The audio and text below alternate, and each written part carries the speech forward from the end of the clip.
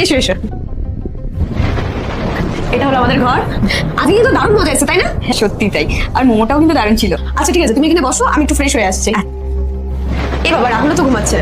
আমি ভাবলাম তোমাদের দুজনের আলাপ করে দেবো, দেন দারুণ মজা হবে, আমাদের মধ্যে একটা ভালো বন্ডিং হয়ে যাবে। যখন তোমার ইচ্ছা হবে তুমি আমাদের বাড়ি চলে আসবে, আর আমার যখন ইচ্ছা হবে আমি তোমাদের বাড়ি চলে যাবো। আমি ফ্রেশ হয়ে আসি, তুমি একটু বসো। আচ্ছা ঠিক আছে।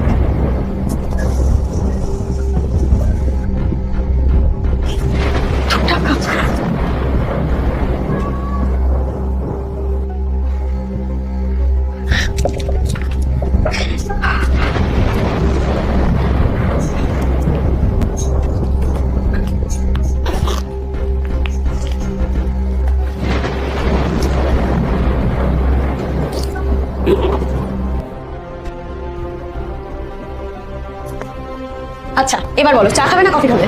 না না, আমি কিছু খাবো না, আমার না এখন বাড়ি যেতে হবে, বুঝলে? একদমই না, আমরা তো সবেই এলাম, কিছু তো অন্তত খেয়ে দিয়ে যাও। আর তাছাড়া এখন রাহুলও ঘুম থেকে ওঠেনি, রাহুল উঠুক, আমরা একসাথে গল্প আড্ডা দিই, তারপর যেও। খাওয়া দাওয়া তো আমরা বাইরে করেছি, আর পরের বার যখন আসবো তখন ভালোভাবে খেয়ে যাবো। আজকে আমি যাই। আরে অ্যাটলিস্ট রাহুলকে তো উঠতে দাও, ঘুম থেকে উঠে দেখবে যে তুমি এসছো। ও মানুষ খুব পছন্দ করে, গল্প করতে খুব পছন্দ করে, ও আরো বেশি হ্যাপি হবে।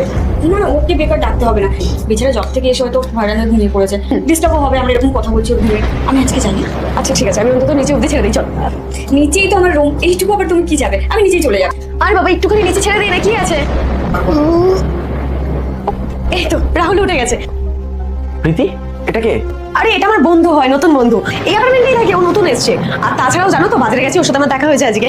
আমরা বাইরে থেকে মোমো খেয়ে এনজয় করে দেন আমি ওকে আমাদের বাড়িতে নিয়ে এলাম। বাহ, বেশ ভালো। তা তুমি বসতে পারো, আমি মোমোস টোমোস কিছু অর্ডার করে দিচ্ছি। হ্যাঁ হ্যাঁ হ্যাঁ, আমার ফোনটা এখানে কোথাও হবে, ভালো করে দেখো। এখানে টাকা ছিল, এখানে 2 লাখ টাকা রাখা ছিল। আর তুমি ঠান্ডা মাথায় ভাবো কোথায় রেখেছো, তাহলেই পেয়ে যাবে।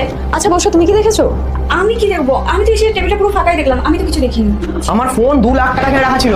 দেখো রাহুল, তুমি ঠান্ডা মাথায় ভাবো। আচ্ছা দাঁড়াও, আমি দেখছি, একটা কল করে দেখছি।